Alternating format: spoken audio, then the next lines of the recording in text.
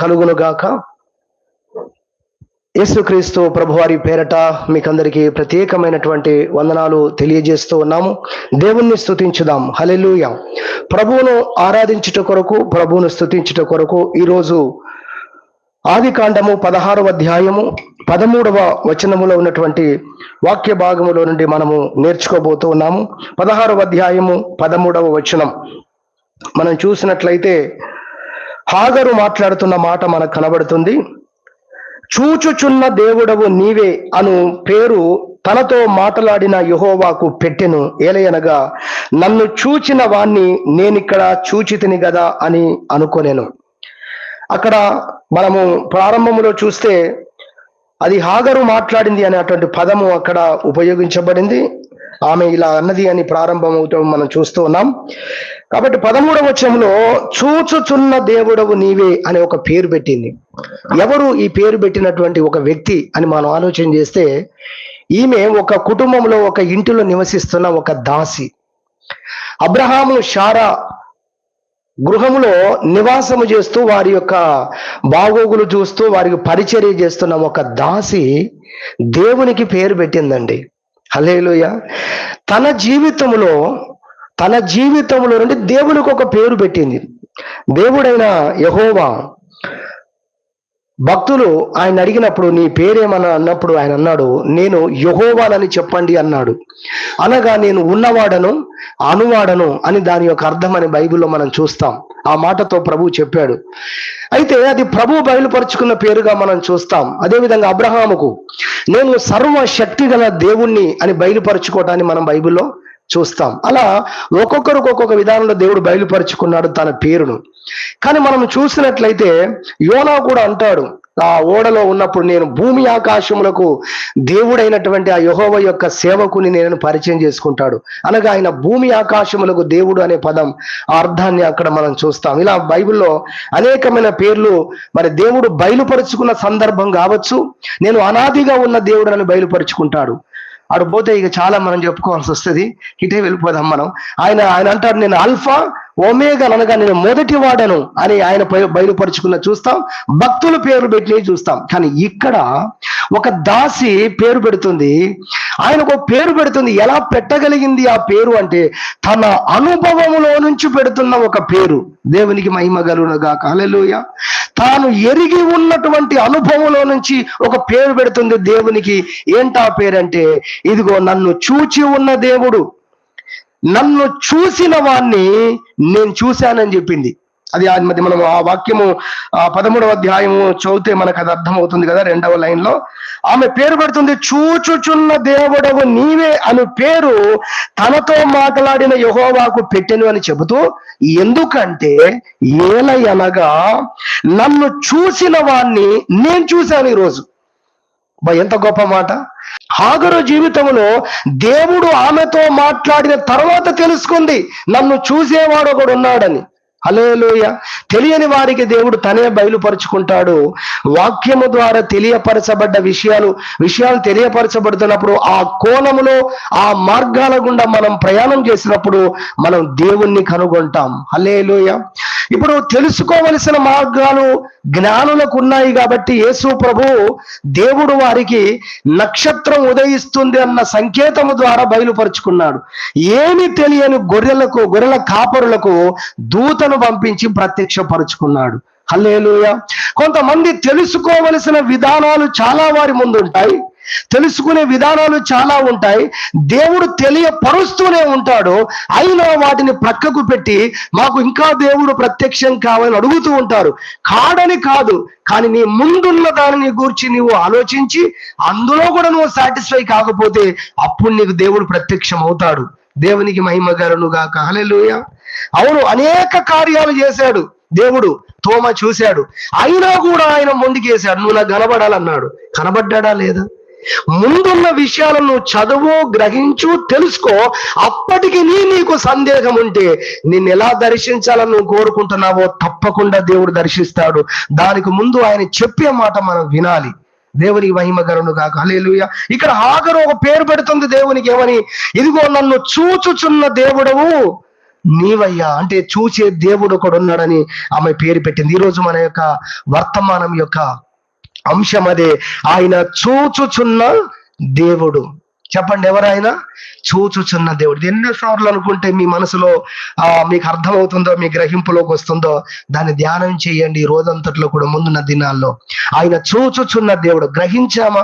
నన్ను చూసేవారు ఒకరు ఉన్నారా, మనల్ని చూస్తున్న దేవుడు ఒకడు ఉన్నాడా అన్న విషయాన్ని మనం గ్రహించినప్పుడు ప్రతి పరిస్థితుల్లో నిజంగా మనం ఎంతో ధైర్యంగా ఉంటాం.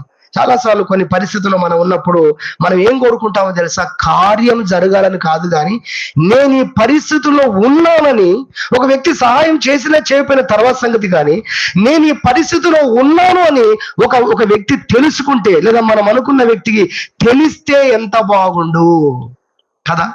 మరి మనము దేవునికి తెలిస్తే ఇంకా అది ఎలా ఉంటుంది అసలు? ఆయన కేవలం చూచువాడే కాదు, ఆయన దానికి సంబంధించిన ప్రతి కార్యాన్ని చేయువాడై ఉన్నాడు. హల్లెలూయ. అందుకే అబ్రహాము యొక్క కొడుకు ఇస్సాకు, నాన్న మరి కట్టెలు ఉన్నాయి, నిప్పు ఉన్నాయి, గొర్రెపిల్ల ఏది అన్న రోజున ఆయన మాట చెప్పాడు. ఏమన్నాడు? యెహోవా ఈరే అన్నాడు. అంటే యెహోవా చూసుకొనును, యెహోవా చూచును అన్నదానికి యెహోవా చూచుకొనును అన్నదానికి తేడా ఉంది. అర్థమైంది కదా? అర్థమైన అందరికీ అర్థమైంది. ఎవరైనా అర్థం కాకపోతే, ఆయన చూసుకుంటాడంటే ఆయన చేస్తాడని అర్థం. దేవునికి మహిమ కలుగును గాక. కాబట్టి ఈ సబ్జెక్ట్ వచ్చినప్పుడు ఈ రెండు విషయాలు కూడా మీ లోపల ఉండాలి. ఏంటది? ఆయన చూచే దేవుడే కాదు, ఆయన చూసుకునే దేవుడు కూడా. ఎంత సంతోషం! హల్లెలూయ. ఎంత గొప్ప విషయం నిజంగా. అది ఆయనకు ఉన్నటువంటి గొప్పతనం, సామర్థ్యం. కాబట్టి ఈ అంశాన్ని బట్టి దేవుణ్ణి మనం స్తుతించడానికి, దేవుణ్ణి మనం ఆరాధించడానికి ప్రభువు ఈ అంశాన్ని, ఈ వాక్య భాగాన్ని మన ముందుకు తన పరిశుద్ధాత్మ ద్వారా తీసుకొస్తున్నాడు అన్న విషయాన్ని మనము గ్రహించాలి, నమ్మాలి అని ప్రభుపేట గుర్తు చేస్తున్నాం. ఇంకా మనం అనుకోవటం కొరకు ఒక మాట ఆలోచన వస్తే నేను రాసుకున్నాను. అదేంటంటే, నేను దేవుని చేత చూడబడుతున్న వ్యక్తిని. ఎవరు? నేను సీసీ కెమెరాల చేత నా ఇల్లు కాపాడబడటం లేదు, లేదా ఎవరో పర్యవేక్షణలో నేను లేను. సీసీ కెమెరా పర్యవేక్షణ కాదు, తల్లిదండ్రుల యొక్క సంరక్షణ కాదు, మరెవరో భద్రతా వలయాల మధ్య ఒక అధికారి లెక్క మనం లేము, కానీ దేవుని చేతనే చూడబడుతున్న వ్యక్తులం మనం. హల్లెలూయ. ఎంత గొప్ప! నీకు ఎంత గొప్ప సెక్యూరిటీ ఉంది, ఎంత గొప్ప ధైర్యం తెచ్చుకోవచ్చు. ఎంతగా నిజంగా ఈ అంశాన్ని బట్టి నువ్వు ఆనందించి దేవుణ్ణి స్తుతించాలి. నేను దేవుని చేతనే చూడబడుతున్న వ్యక్తి, ఆయన కనుదృష్టిలో ఉన్నాను. అందుకే ఆయన అన్నాడు, ఇశ్రాయేలీయులను కాపాడువాడు కునుకడు నిద్రపోడు. అంటే ఏంటి? చూస్తున్నాను, కునుకక నిద్రపోక. దాని అర్థమనే చూస్తున్నాను మిమ్మల్ని, దివారాత్రము నేను కాయుచున్నాను అని యెషయా గ్రంథంలో చెప్పబడినటువంటి మాట మనం చూస్తాం. సామెతల గ్రంథం 15వ అధ్యాయము 11వ వచనములో ఒక వాక్య భాగాన్ని మనం చదువుకుందాం. త్వరగా కొన్ని వాక్యాలు నేను ముందు జ్ఞాపకం చేయడానికి ఇష్టపడుతున్నాను. 15వ అధ్యాయము, సామెతల గ్రంథం 15వ అధ్యాయం 11వ వచనం. పాతాళమును అగాధ కూపమును యెహోవాకు కనబడుచున్నది, నరుల హృదయములు మరి తేటగా ఆయనకు కనబడును కదా. చూసారా? పాతాళమే ఆయనకు కనబడుతుంది. పాతాళము అగాధ కూపము కూడా యెహోవాకు కనబడుతుంది. అలాంటిది నరుల హృదయము చూడడం అనేది ఎంత సామాన్యమైన విషయం. అది మరి తేటగా కనబడును కదా అని దేవుణ్ణి గురించినటువంటి అద్భుతమైన ఆయన దృష్టిని గూర్చి, ఆయన యొక్క మరి ఆ నేత్రములకు ఉన్నటువంటి శక్తిని గూర్చి మనం అర్థం చేసుకోవచ్చు. అదే విధంగా మరొక వాక్యము మనము గమనించినట్లయితే 28వ అధ్యాయం 24వ వచనం యోబు గ్రంథం. అక్కడ అంటాడు, ఆయన భూమి అంతముల వరకు చూచుచున్నాడు. ఎక్కడ దాకా చూస్తున్నాడట?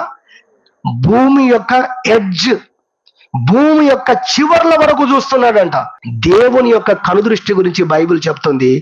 అసలు భూమి ఎడ్జ్ ఎక్కడ దాకుందో ఏంటండి, అంతవరకు కూడా ఆయన నేత్రము చూచుచున్నది. అనగా టాప్ టు బాటం అన్నమాట. అనగా మొదటి నుండి చివరి వరకు. అనగా ఆయనకు మరుగైనది ఏది కూడా లేదు. ఆయన టోటల్ గా అంతయు చూస్తున్నాడు, చూడగలిగిన శక్తి కలిగిన వాడు అనే విషయము ఈ వాక్యము ద్వారా మనకు అర్థమవుతుంది. సామెతలు 15వ అధ్యాయంలో కూడా 3వ వచనం, 15వ అధ్యాయం 3వ వచనం చెప్తుంది, యెహోవా కన్నులు ప్రతి స్థలం మీద ఉండును.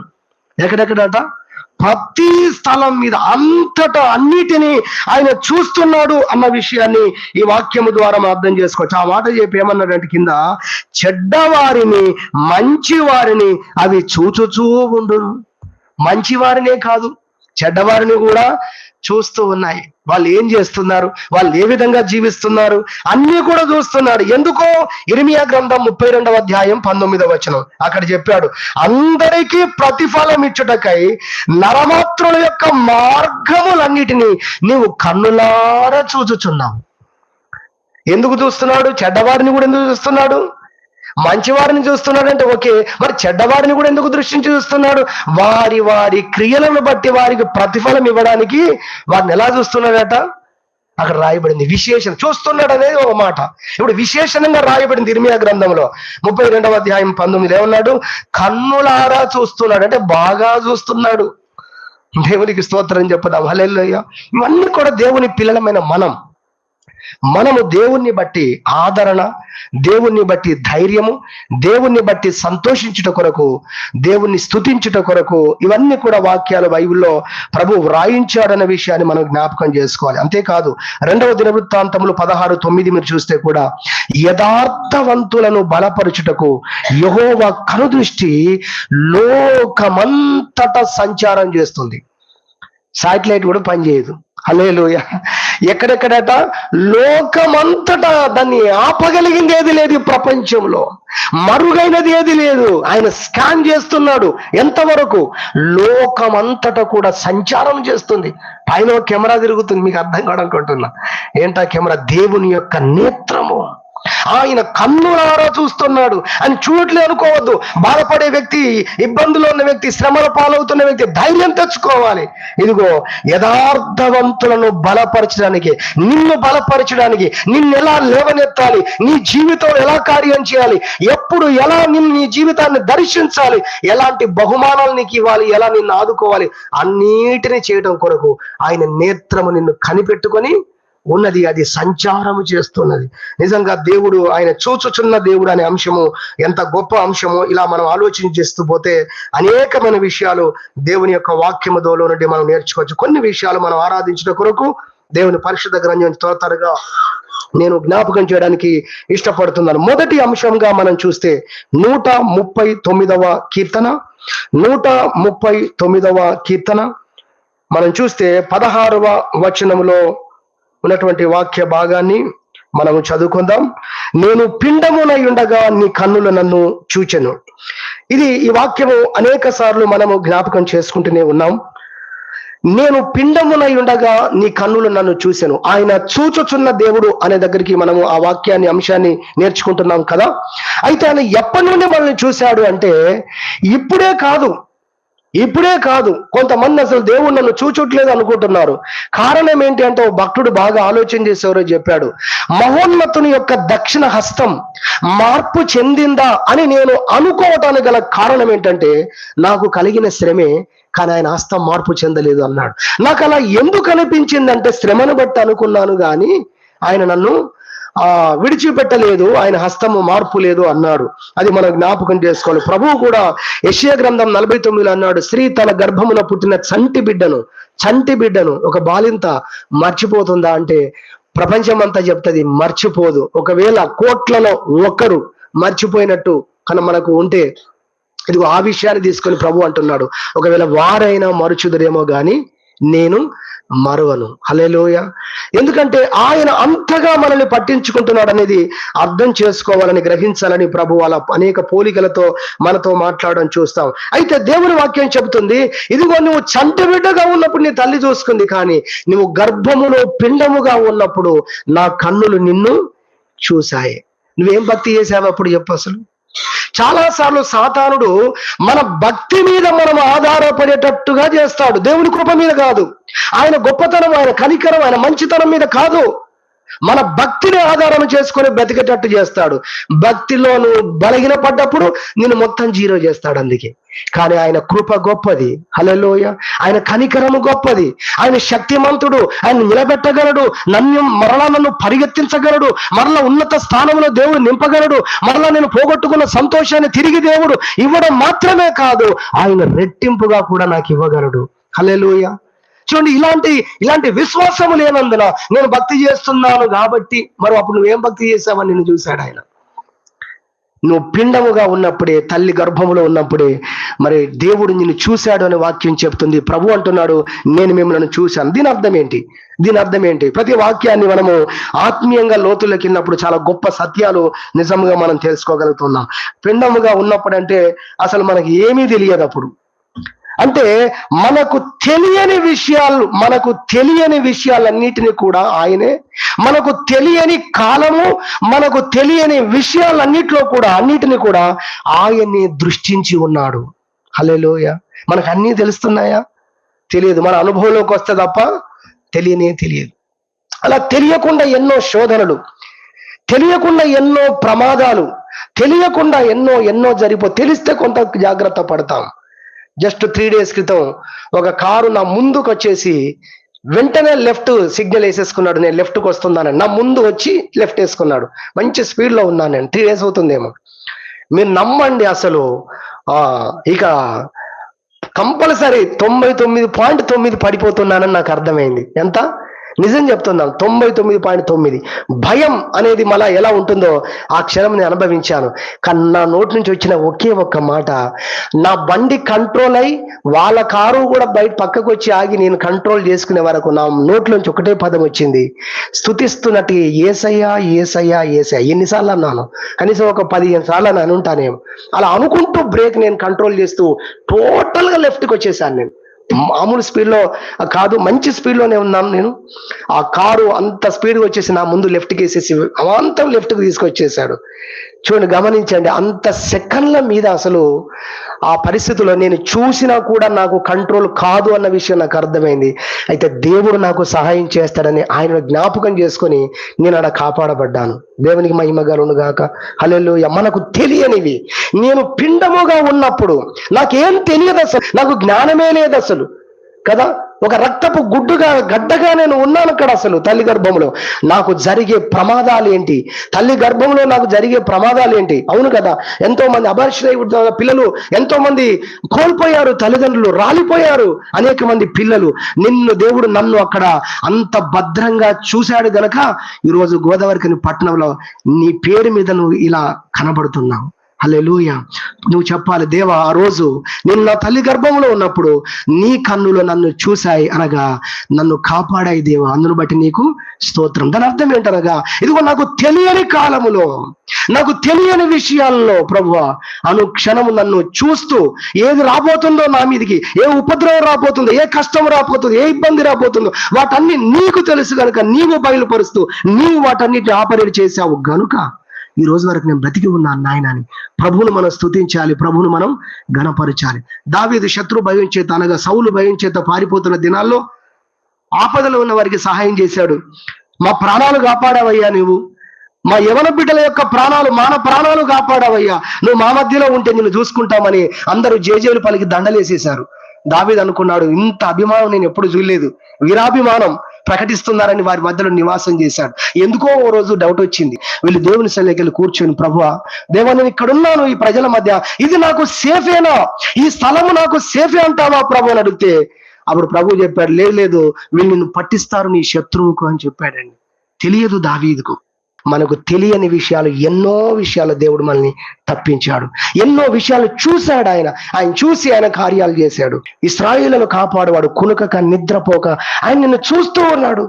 పేషెంట్ బెడ్ మీద ఉంటే అటెండర్లుగా మనం పోతాం కొన్నిసార్లు, నువ్వు పడుకో ఏం కాదు, ఆ గ్లూకోజ్ ఎక్కేదంతా నేను చూస్తానని ఆ సిస్టర్ అమ్మ డాక్టర్ అమ్మ వచ్చి చెప్తారు, ఏమ్మా నువ్వు పడుకోవడానికి వచ్చావా చూడడానికి వచ్చావా అన్న సందర్భాలు కూడా లేక పోలేదు. కానీ ఇశ్రాయేళ్ల దేవుడు మాత్రం, మన దేవుడు, మన తండ్రి మాత్రం ఆయన కునుకక నిద్రపోక రాత్రములు ఆయన కన్నులు నీ మీద నిలిపి ఉంచాడంటే, నిన్ను చూస్తున్నాయంటే నువ్వెంత దేవుని స్తుతించాలి. దేవుని చేత చూడబడుతున్న ఒక వ్యక్తినండి నేను. హల్లెలూయా. ఇది అనుకోండి, మీ హృదయంలో ఎంత దేవుడు గొప్ప కార్యం జరుగుతుందో. ఇది మొదటి అంశంగా చూస్తున్నాం. రెండవది వారి నిర్గమకాండ 3వ అధ్యాయం 7వ వచనం. నిర్గమకాండ 3వ అధ్యాయం 7వ వచనం చూస్తే దేవుడు మాట్లాడుతున్న మాట మీకు కనబడుతుంది. ప్రభు అంటాడు అక్కడ, నా ప్రజల బాధను నిశ్చయముగా నేను చూచితిని అంటాడు. నా ప్రజలు ఎన్ని బాధలు పడుతున్నారో, ఎవరి ద్వారా ఏ బాధలు పడుతున్నారో, వారు ఎన్ని కష్టాలు అనుభవిస్తున్నారో నేను చూడలేదనుకుంటున్నావా? మోషేతో ప్రభువు మాట్లాడుతూ అంటున్నాడు, ఇదిగో నా ప్రజల బాధను నేను చూశాను, ఈ మాటల్ని వారికి చెప్పు.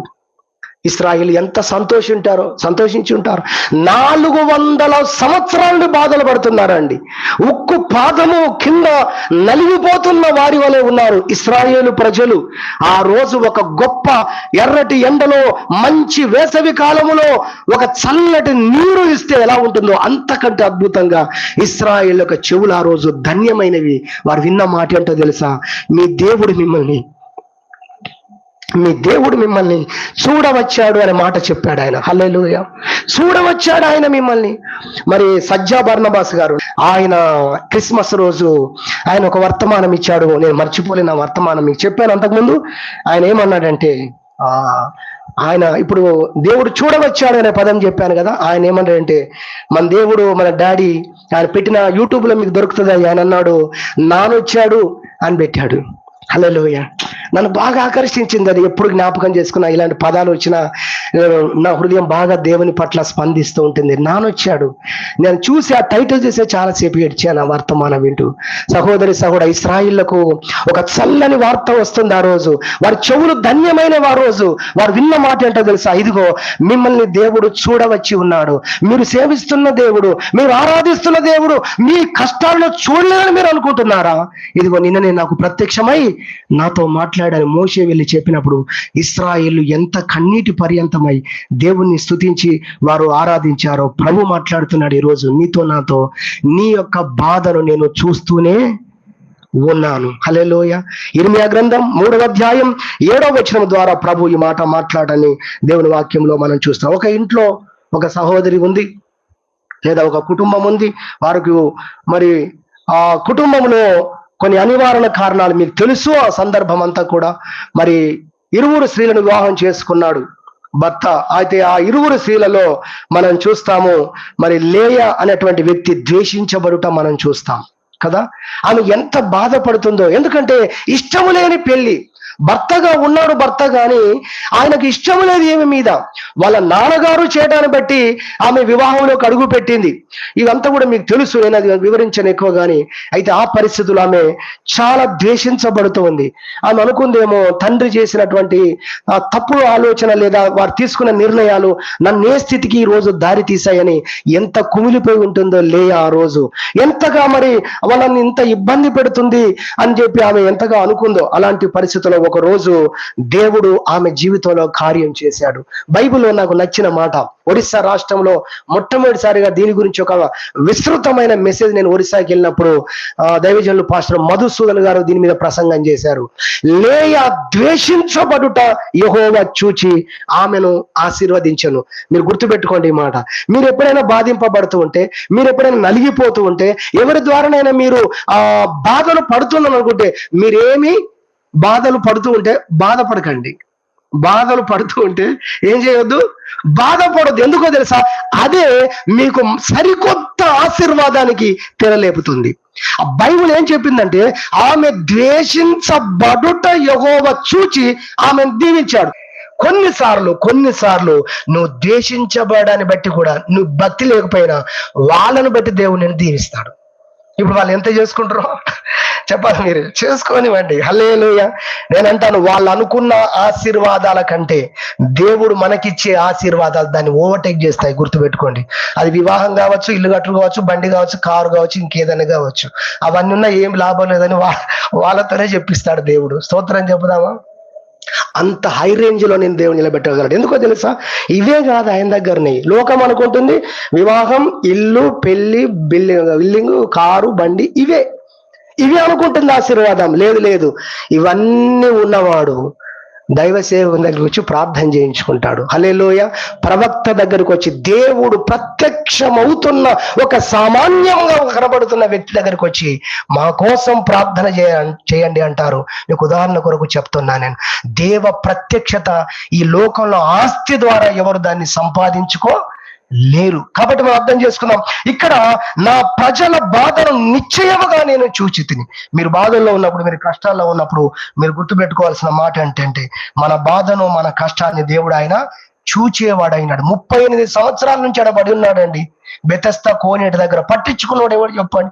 ఎవరైనా సహాయం చేశారా? అసలు సహాయం చేయడానికి ఎంతో మంది కొరకు చేతులు చాపుంటాడు. సరే, మీ నలుగురు బాగుపడ్డాక నన్ను చూడండి, కనీసం మీ 4 ఫైళ్లు చూసినాక మేము అర్జెంట్ లో ఉన్నామండి కొంచెం అని కొన్నిసార్లు హాస్పిటల్ ఆఫీసులకు మనం వెళ్ళినప్పుడు వాళ్ళని రిక్వెస్ట్ చేస్తూ ఉంటే వాళ్ళు ఖరాఖండితంగా, వాళ్ళకి ఏమంత ఇంపార్టెంట్ ఉండదు కానీ ఏమంటూ ఉంటారని, మాకు కూడా అవసరమే ఉందండి. మరి అవసరం ఏంటి చెప్పు, మరి చెప్పరు, అసలు ఉండనే ఉండదు. అలా అందరూ అలానే ఉంటారు. ఇతడు కూడా నిజంగా మీరందరూ బాగుపడ్డాక నాకు సహాయం చేయండి కనీసం. నేను ఇప్పటికి 10 సంవత్సరాలు అయిందని ఎంతమందిని వేడుకున్నాడు, ఏ ఒక్కరు కూడా సహాయం చేయలేదు. అలాంటి పరిస్థితుల్లో బహు బాధపడుతూ తన స్వస్థత కొరకు ఆయన బాధపడుతున్నాడు. కొన్నిసార్లు పాపము ఆయన పాకుతూ ఆ ఒడ్డు మీద ఉండి, దేవదూత ఎప్పుడు వస్తాడో తెలియదు. దానికి టైం అంటే ఏమీ లేదు, దానికో టైము, దానికో బెల్లు, సిగ్నల్స్ ఏమీ లేదు. ఆ దేవదూత వచ్చిన సందర్భంలో ఇతడు ఫస్ట్ గా దిగితేనే స్వస్థత పొందుతాడు. అంటే నిద్రాహారాలు కూడా మారాలన్నట్టే కదా. చాలా ఉన్నాయంటే దీంట్లో విషయాలు ఆలోచన చేస్తే. ఎప్పుడు వస్తాడో మరి తెలియదు. ఈ నిద్ర కూడా సరిగా ఉండదు. ఈయన నిద్రపోతే ఇంకోటి కనిపెట్టుకొని ఉన్నా బాగుండు. ఈయనకు సహాయం చేసేవాడు లేడు. 50-50 నిద్రపోయే వాళ్ళు కనీసం. అంటే ఆ బాధ అర్థం కావడానికి చెప్తున్నాం ఇవన్నీ. ఈ పరిస్థితిలో ఉన్నాడు ఈ వ్యక్తి. అతని బాధను చూసి దేవాతి దేవుడైన యేసు క్రీస్తు ప్రభువే, కుమారుడుగా వచ్చినటువంటి యేసయ్య, దైవ కుమారుడుగా వచ్చిన యేసయ్య బెతెస్దా కోనేటి దగ్గర నడుచుకుంటూ వచ్చాడు. హల్లెలూయా. నాకు కొత్తగా అనిపించింది అంట తెలుసా, గెరాసేన్ల దేశంలోకి వచ్చినప్పుడు వాడు ఉన్నాడని తెలుసు, ఆ రూట్కు ఆయనే వచ్చాడు. ఓకే, అలా కార్యం జరిగింది. అదే విధంగా 10 మంది కుష్ఠరోగులు ఆయన ఊర్లోకి వెళ్తున్నప్పుడు వారు ఆయన ఎదుర్కొన్నారు. ఊరి మధ్య ఈయన వెళుతుండగా వారు ఎదుర్కొన్న సందర్భాలు ఇవన్నీ కనబడతాయి మనకు. కానీ బెతెస్దా కోనేటి దగ్గరికి ఆయన కావాలని వచ్చాడు. దేవునికి మహిమ కలుగును గాక. ఎందుకో తెలుసా, ఆయన పని చూశాడు. ఆయన ఎన్ని సంవత్సరాల నుండి బాధపడుతున్నాడో, ఆ ఆశీర్వాదము కొరకు, ఆ దీవెన కొరకు, ఆ కష్టంలో నుండి, ఆ బాధలో నుండి బయటికి రావడం కొరకు ఎన్ని సంవత్సరాల నుండి అతడు ఎదురు చూస్తూ ఉన్నాడో, కనిపెట్టుకుంటూ ఉన్నాడో. ఎవరు చూశారండి? ఆయనే చూశాడు. అందుకే ఆయన దగ్గరికి వచ్చి అంటున్నాడు, ఇదిగో స్వస్థపడగోరుచున్నావా? హల్లెలూయా. ప్రభు అడిగాడండి. దేవునికి మహిమ కలుగును గాక. కాబట్టి మన యొక్క బాధలను ఆయన చూసే దేవుడై ఉన్నాడు అనే విషయాన్ని మనం గ్రహించుదాం, మనం తెలుసుకొని ప్రభువుని స్తుతించుదాం. ఇలా అనేక సార్లు మన జీవితంలో మనకు తెలియని విషయాల్లో కార్యాలు చేశాడు. మన బాధలను ఆయన దృష్టించి కార్యాలు చేశాడు. చేసిన వాటిని బట్టి స్తుతించుదాం. ఇంకా ఆయన చూస్తూ ఉన్నాడు. మన ప్రతి కష్ట బాధలన్నింటినీ ఆయన చూస్తున్నాడని గుర్తించి ప్రభువును స్తుతించడానికి రెండవదిగా మనం నేర్చుకుంటూ ఉన్నాం. మూడవదిగా చూస్తే ఆయన మన కొదువలను చూచుచున్న దేవుడు. ఎవరండి? దేవుడు మన కొదువేంటో చూస్తున్నాడు. ఆయన అది భౌతికమైన కొదువ కావచ్చు, అలానే ఆత్మ సంబంధమైన కొదువలు కావచ్చు. ఎందుకు మనము విశ్వాస జీవితంలో బలంగా ఉండలేకపోతూ ఉన్నాం? ఎందుకు ప్రార్థనా జీవితంలో మనం ముందుకు కొనసాగలేకపోతున్నాం? ఎందుకు దేవునికి ఒక స్థిరమైన సాక్షులంగా మనం ఉండలేకపోతున్నాం? ఆ కొదవలన్నీ కూడా ఆయనకు తెలుసు. ఎందుకు దేవుని యొక్క రాజ్యములకు ఇంకా సమీపంగా రాలేకపోయాం? ఎందుకు దేవుని రాజ్యాన్ని చేరుకోవడానికి ఇంకా మనకు ఉన్న ఆటంకం ఏంటి? అవన్నీ ఆయనకు తెలుసు. అదిగో ఒక రోజు ఒక యవనస్తునితో ప్రభు మాట్లాడుతున్నాడు. ఏమన్నాడు? అతన్ని ప్రేమించి, అతన్ని చూస్తూ, అతన్ని ప్రేమించి ఏం చెప్పాడు తెలుసా? నీకు ఒక్కటే కొదువగా ఉన్నది. ఆయన కొదువేంటో ఆయనకు తెలుసు. అందుకే మాట్లాడుతున్నాడు, ఇదిగో నీవు నీ ఆస్తిని అమ్మి బీదలకిచ్చి నువ్వు వచ్చి నన్ను వెంబడించు, పరలోక రాజ్యం నీకు సొంతం అవుతుంది. కనుక ఎవరు ఏ కొదువలో ఉన్నారో, ఆత్మ సంబంధమైనదైనా భౌతికమైనదైనా అంతా ప్రభువుకు తెలుసు. ఒక తల్లి తన కొడుకు చేత అడవిలోకి వెళ్ళి ఒకరోజు కట్టె పుల్లలు ఏరుకుంటుంది, కర్రలు ఏరుకుంటుంది, వంట చేసుకోవడం కొరకు ఏరుకుంటుంది. అలాంటి పరిస్థితుల్లో ఉన్నప్పుడు దేవుడు ఆమెను చూశాడు. ఏ పరిస్థితుల్లో చూశాడు? చూసి ఏం చెప్పాడు? ఏలియాకు చెప్పాడు. ఆ దినాలు ఎలాంటివంటే భయంకరమైన కరువు దినాలు అవి. అది ఏలియాకు కూడా బాగా తెలుసు. ఆ ఏలియాను ఎక్కడికి పంపించాడంటే వాగు దగ్గరికి పంపించాడు. అన్ని ఏలియాకు కూడా పెద్ద పెద్ద పరీక్షలు చెప్పాలంటే, ఏలియాది ఒక మెసేజ్, సారిపోత విధురాల్లో ఒక మెసేజ్ చెప్పాలంటే. ఏలియాను ఎక్కడ పంపించాడు? పెద్ద మంచి హోటల్ అన్ని ఉన్న దగ్గర సమృద్ధిలోకి పంపించలేదు. పోయి అడవిలో వాగు దగ్గర ఉండు అన్నాడు. కెరీతు వాగు దగ్గర ఉండు అన్నాడు. దేవుడు ఉండమన్న చోటు, దాని పేరు అది కెరీతు వాగు. అలా మన జీవితంలో దేవుడు మనల్ని ఎక్కడ ఉండమంటాడో అక్కడ మనం ఉంటే అన్ని అక్కడికే వస్తాయి. నువ్వు ఎక్కడికి పోవాల్సిన అవసరం లేదు. దేవుడు ఉండమన్న చోట నీవు ఉంటే నీకు రావలసినవన్నీ ఎక్కడికి వస్తాయి? అక్కడికే వస్తాయి. అది ఏలియాకు సంబంధించినటువంటి మాట. సరే, సరపతి విధవరాల గురించి మనం చూస్తే ఆమె కట్టపూలలు ఏరుకున్నప్పుడు ఇప్పుడు ఏలియాను అది అయిపోయింది, ఇప్పుడు ఈ విధవరాల దగ్గరికి వెళ్ళాలి అన్నాడు. అక్కడికి వెళ్ళారు. ఏముంటుంది ఆమె దగ్గర? భయంకర కరువు. ఆమెను చూస్తే అర్థమైపోయి ఉంటుంది అసలు ఆమె ఇల్లు, ఆమె పరిస్థితులన్నీ ఏముంటాయి అసలు. అలాంటి పరిస్థితుల్లో దేవుడు చెప్పిన మాటను బట్టి ఆయన వెళ్ళాడు. ప్రభు చెప్పాడు, వెళ్ళాడు. ఆయన కెరీర్తో అనుభవం ఆయనకు ఉన్నది కదా, కాబట్టి వెళ్ళాడు. అమ్మ, ఇదిగో నా కొరకు మంచినీళ్ళు తీసుకురమ్మని చెప్పాడు, ఇలా రొట్టె చేసి తీసుకురమ్మని చెప్పాడు. ఆ సందర్భం అంతా మనం దేవుని వాక్యంలో మనం చూస్తాము. సరే, ఏది ఏమైనా అక్కడ విషయం ఏంటంటే ఆమె కొదువలో ఉంది. ఆమె కొదువలో ఉంది. ఇప్పుడు కొదువలో ఉంటే దేవుడు ఎవరిని పంపించాడు? మంచి అతిథిని పంపించాడు. ఎవరు? పాస్టర్ అయ్యను పంపించాడు. హల్లెలూయా. అవునా కాదా? కదా. మరి దైవజనుడు వచ్చినప్పుడు మనకు లేకున్నా మనం పెట్టాలి. నిజమే, దైవజనుడు కనబడుతున్నాడు ఏలియా, ఆయన దైవజనుడు అని అర్థమవుతుంది.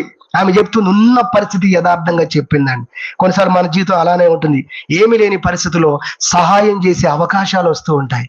అయ్యగారు ఎప్పుడు ఒక మాట అంటారు, డబ్బు ఉంటుంది మన దగ్గర, కానీ సహాయం చేసే అవకాశం రాకపోవచ్చు. ఇది నన్ను కొంత ప్రభావితం చేసి కొన్నిటికి ముందుకు వచ్చాను నేను కొన్ని విషయాల్లో. డబ్బు మన దగ్గర ఉన్న రోజున అలా అవకాశంతో అలా బాధలో ఉన్న వ్యక్తి మన దగ్గర రాకపోవచ్చు. అవకాశం వచ్చినప్పుడే లేకున్నా మనం చేస్తే డబ్బును మళ్ళీ ఎప్పుడైనా సమకూర్చుకోవచ్చు. ఆ విశ్వాసం ఆ తల్లికి ఉంది కాబట్టి ఆమె వెళ్ళి ఏం చేసిందండి? ఆయన కొరకు రొట్టెలు చేయడానికి ఆమె ఇష్టపడింది. సహోదరి సహోడా, అప్పుడు వచ్చిన ఆశీర్వాద మాట ఏంటంటే, ఈ కరువు తీరేంత వరకు నీ యొక్క తొట్టిలో ఉన్నటువంటి నీ పిండి తొట్టిలో ఏదైతే డబ్బా ఉందో అందులో పిండి అయిపోదు, నీ సీసాలో ఉన్న బుడ్డిలో ఉన్న నూనె అయిపోదు అని చెప్పాడండి. దేవుడు చెప్పించాడండి. హల్లెలూయా. ఆయన చూశాడు.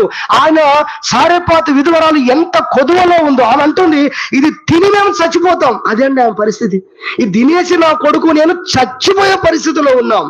ఆమె ఎంత కొదువలో ఉందో, ఎంత అవసరతలో ఉందో దేవుడు ఎరిగి దైవజనుణ్ణి పంపించాడు. ఆయన నోటి ద్వారా ఆశీర్వాదాన్ని విడుదల చేశాడు. ఆ కరువు తీరేంత వరకు కూడా ఆ తల్లి భోజనం చేసింది, ఆ కుమారుడు భోజనం చేసి కరువును దాటారు, బ్రతికారు. ఇదిగో ఈరోజు సాక్ష్యంగా మన ముందు ప్రత్యక్షమవుతున్నారు. దేవునికి స్తోత్రం చెప్పుదాం. హల్లెలూయా. కాబట్టి ఆయన మన కొదువలను చూచి ఉన్న దేవుడు, చూస్తున్న దేవుడు అనే విషయాన్ని గ్రహించి మనం ప్రభువును స్తుతించాలని దేవుని పేరట జ్ఞాపకం చేస్తూ ఉన్నాము. రెండే మాటలు చెప్పి ముగిస్తాను. తర్వాత మనం చూసినట్లయితే నాలుగోదిగా మనం చూస్తే ఆయన కొరకు కనిపెట్టుకునిచున్న వారిని ఆయన చూస్తూ ఉన్నాడు. ఎవరు ఆయన కొరకు కనిపెట్టుకుని ఉన్నారు, ఎవరు ఆయనను ప్రేమిస్తూ ఉన్నారు, ఎవరు ఆయన కొరకు ఆయన మీద ఆధారపడుతున్నారో ఆ దేవుడు వారిని చూస్తున్నాడు. ప్రభు వారిని చూస్తూనే ఉన్నాడు. ఇదిగోండి, వేలాది మంది యేసు ప్రభు కొరకు రోడ్డు మీద నిలబడ్డారు చూడడం కోసం.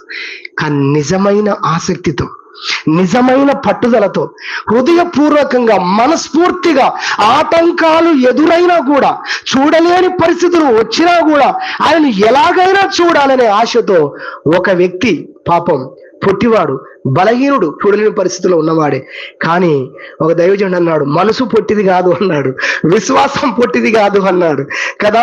నిజమే. నయమానంట కుష్ఠరోగం కలిగిన వాడట, కానీ ఆయన శరీరానికి కుష్ఠరోగం ఉంది, కానీ ఆయన మనసు సింహపు, ఆయన హృదయం సింహపు గుండె వంటిది. అతడు దేశానికి సైన్యాధిపతి. ఆలోచన చేయండి. దాన్ని నెగిటివ్ లో చెప్తే దేశానికి సైన్యాధిపతి కానీ ఒక వ్యాధి కూడా కలిగి ఉన్నాడన్న విషయాన్ని కూడా ఆ నెగిటివ్ లో చెప్పేటప్పుడు అలా కూడా చెప్తారు. సరే, ఏది ఏమైనా ఈ వ్యక్తి యేసు ప్రభువును చూడడానికి లాస్ట్కి ఏం చేశాడండి? ఒక చెట్టు ఎక్కి కూర్చున్నాడు. చెట్టు పేరు ఏం పేరు? మేడు చెట్టు. మేడు చెట్టును కూర్చి మనం చదవాలి, వినాలి. ఇక ఆ చెట్టు ఎక్కడం చాలా కష్టం. అర్థమవుతుందా? అంత పెద్ద వయసు ఉన్నవాడు ఈ మేడు చెట్టు ఎక్కాడు. పిల్లోడు కాదే జక్కయ్య కదా, గుత్తపు సుంకదారుడు. అది ఆ గుత్తదారుడు సుంకం వసూలు చేసే వాళ్ళందరి మీద పెద్ద. అలాంటి ఒక వయసున్నవాడు ఒక చెట్టు ఎక్కడానికి ప్రయత్నం చేస్తున్నాడు. గుండెలో ఎంత ఉందో యేసయ్యను చూడాలని. ఇవన్నీ ఎవరికి తెలియదండి. ఆయన ఏమేమి తిప్పల పడుతున్నాడు అన్ని యేసయ్య చూస్తూనే ఉన్నాడు. హల్లెలూయా. అందుకే ఆయన రోడ్డు మీద నడుచుకుంటూ వచ్చి సడన్ గా రోడ్డు దిగి సడన్ గా రోడ్డు దిగి రోడ్డు పక్కనున్న మేడు చెట్టు దగ్గరకు వచ్చాడు. అందరూ అనుకుంటున్నారు కాసేపు రెస్ట్ తీసుకుంటాడేమో, మీటింగ్ పెడతాడేమో, చెట్టు కింద చల్లగా ఉందని అనుకుంటున్నారు అందరూ. కానీ చెట్టు కిందకు వచ్చి ఏసే చేసిన ఫస్ట్ పని అంటే తెలుసా? తలెత్తి పైకి చూసి జక్కయ్యా అని పిలిచాడు. హల్లెలూయా. జక్కయ్య అని పిలుస్తూనే చాలా మందికి అర్థమైపోయింది ఏమని, అసలు ఈయన పేరు ఈయనకెట్ట తెలుసు, ఆయనకు అన్నీ తెలుసు. హల్లెలూయా. మాట నాలుకకు రాకమునిపే అంతా తెలుసు. నతానేలు అంజూరపు చెట్టు కింద ఉన్నప్పుడే నిన్ను చూసా, ఫిలిప్పు నేను పిలవక ముందు మీరిద్దరు ఏ చెట్టు కింద మాట్లాడుకున్నారు, అది అంజూరపు చెట్టు అని చెప్పాడు యేసు ప్రభు. అన్ని తెలుసండి ఆయనకు. కాబట్టి జక్కయ్య అని పిలిచి ఏమన్నాడో తెలుసా?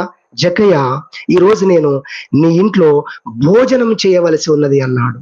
హల్లెలూయా. అక్కడ ఉన్న వాళ్ళు అనేకులు కూడా పాపి అయిన ఈ జక్కయ్య ఇంటికి ఈయన భోజనం చేయడానికి వెళ్తున్నారు. సనుక్కున్నారు. ఎంతమంది సనుక్కున్నా ప్రభు ఆయన ఇంటికి వెళ్ళకుండా ఆగలేదండి. ఎందుకో తెలుసా? నిజంగా ఆయన అంతగా ఆయన కొరకు కనిపెట్టుకున్నాడు. కొంతమంది బాహ్యంగా పాపులుగా, దుర్మార్గులుగా, తప్పు చేసేవారుగా కొంతమంది కనబడతారు. కానీ దేవుడు దర్శిస్తే ఒక్క రోజులో అబ్రహాం పిల్లలైపోతారు. ఇదిగో జక్కయ్య ఉదాహరణ.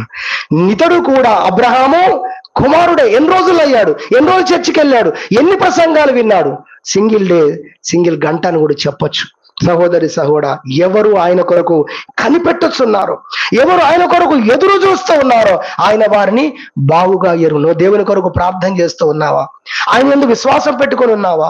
ఆయన ఒక రోజు నన్ను చూస్తాడు, ఒక రోజు నన్ను దర్శిస్తాడు, ఒక రోజు నా జీవితంలో కార్యాలు చేస్తాడని ఇక్కడ కనిపెట్టుకున్న వారు ఎంతమంది ఉన్నా మీరందరూ తెలుసుకోవాలి. మీ అందరినీ ఆయన కొరకు కనిపెట్టుచున్న మిమ్మల్ని అందరినీ ఆయన చూస్తూనే ఉన్నాడని చెప్పమంటున్నాడు. స్తోత్రం చెప్పుదాం. హల్లెలూయా. అందుకే చెబుతున్నాం మేము. దీన్ని బట్టి దేవుని స్తుతించుదాం. చివరి మాట ఒకటే, అదేంటంటే ఆయన మన భక్తిని చూస్తున్నాడు, చూచుచున్న దేవుడు. హల్లెలూయా. ఆయన కొరకు కనిపెట్టుకోవడమే కాదు, మనము చేస్తున్న భక్తిని కూడా ఆయన చూస్తున్నాడు. ఎక్కడో ఒక ఊర్లో ఒక అన్యుడండి, ఆయన పేరు కొర్నేలి. ఆయన దాన ధర్మాలు చేస్తూ దేవుడు అనేవాడు ఉన్నాడు. దట్సాల్. ఆయన ఉన్నాడు. ఆయన ముందు మన నీతిగా బ్రతకాలి, చేతనంత సహాయం నలుగురు చేయాలి, ఎవరికి కీడు చేయొద్దు అని బ్రతుకుతూ ఉన్నాడు ఒక వ్యక్తి. ఆయన అన్యుడు కొర్నేలి. ఒక రోజున అతడు ప్రార్థన చేసుకుంటూ ఉన్నప్పుడు, దేవుని దూత అతనికి ప్రత్యక్షమై, నీ ప్రార్థనలు, నీ దాన ధర్మాలు దేవుని యొద్దకు చేరాయి. హల్లెలూయా. ఎంత గొప్ప విషయం అండి సహోదరి సహోదరా, మనం అర్థం చేసుకోవాలి. కాబట్టి కొర్నేలి యొక్క భక్తిని ఆయన చూశాడు. ఆయన అంతకుముందు దేవుడు ఉన్నాడని ఏ విశ్వాసంతో భక్తి ప్రారంభించాడో, ఏ నమ్మకంతో అవన్నీ చేసుకుంటూ వచ్చాడో, దానికి ఒక రోజున నిజంగానే రుజువుగా అదంతా నిజమే అన్నట్లుగా దేవుడు ఆ రోజు ఆయనకు ప్రత్యక్షమై దేవదూత ద్వారా కార్యము చేసినట్టుగా దేవుని యొక్క వాక్యంలో చూస్తాం. నోవాహు భూమి మీద మరి ఎంతగానో దేవుని యందు భయభక్తులు కలిగి ఉన్నాడు. ఆయన గురించి దేవుడు చెప్పాడు, నోవాహును గురించి ప్రభు అన్నాడు, ఆయన దేవునితో కూడా నడిచిన వాడు అని బైబిల్ సెలవిస్తుంది. హల్లెలూయా. హానోకు గురించి సాక్ష్యం చెప్తుంది బైబిల్. ఇదిగో దేవునికి ఇష్టడైన వ్యక్తి కనుక దేవుడు అతన్ని తీసుకొని పోయాడు అని బైబిల్ చెబుతుంది. అంతేకాదు, కనాని స్త్రీ ఎంత విశ్వాసం ఆయన మీద పెట్టుకుందో ఆయన ప్రజలందరి ముందు చెప్పాడు. ఆమె విశ్వాసాన్ని అందరి ముందు దాన్ని పంచాడు. చెప్పాడేమని, అమ్మ నీ విశ్వాసము గొప్పది, కాబట్టి నీ ప్రార్థన, నువ్వు చేసే ఉపవాసాలు, నువ్వు విడిచే ప్రతి కన్నీటిని కూడా ఆయన అన్నాడు, నీ కన్నీరు నా బుడ్డిలో దాచబడి ఉన్నది. కాబట్టి మన భక్తిని, మనం చేస్తున్న భక్తిని కూడా ఆయన చూస్తున్నాడు. తప్పకుండా దానికి కూడా ఆయన ఒక రోజు ప్రతిఫలం ఇచ్చే దేవుడుగా ఉన్నాడని గుర్తించి ప్రభువును మనం స్తుతించి ప్రభువును మనము గణపరచాలని దేవుని యొక్క వాక్యం వింటున్నాం. ఆయన చూచుచున్న దేవుడు అనే అంశాన్ని మనం విన్నాం. మనము పిండముగా ఉన్నప్పుడే ఆయన మనల్ని చూశాడన్న దాంట్లో మనకు తెలియనివన్నీ కూడా ఆయనకు తెలుసు. ఆయన వాటిని చూస్తున్నాడని గ్రహించి ప్రతి పరిస్థితుల్లో కూడా దేవుణ్ణి స్తుతించుదాం. 2, ఆయన మన యొక్క బాధలను కూడా ఆయన చూస్తున్న దేవుడుగా ఉన్నాడు అనేది మనం గుర్తించి స్తుతించుదాం. అదేవిధంగా 3వదిగా ఆయన మన యొక్క అవసరత, మనకు అక్కరగా ఉన్నదేదో ఆయనకు తెలుసు. అది భౌతికమైందైనా, అది ఆత్మ సంబంధమైందైనా, అది ఆయనకు తెలుసు అనేది మనం నేర్చుకున్నాం. ఆయన మన కొదువులను చూస్తున్నాడు అనేది 3వ అంశం. 4వదిగా మనం చూస్తే ఎవరు ఆయన కొరకు కనిపెట్టుకొనుచున్నారో, వారు అన్యులైనా కూడా ఎవరు ఆయన కొరకు కనిపెట్టుచున్నారో ఆయన వారిని చూస్తూనే ఉన్నాడు అనేది జక్కయ్య సందర్భం నుంచి మనం చూసాం. దాన్ని బట్టి స్తుతించాలని. చివరిగా నువ్వు చేస్తున్న ప్రార్థన, నీ భక్తి, నీ విశ్వాసాన్ని కూడా ఆయన చూస్తున్నాడు. ఒకరోజు ప్రతిఫలం ఇస్తాడని కూడా మనం విన్నాం. దేవుడి వాక్యమును మనందరి నిమిత్తమై దీవించునుగాక.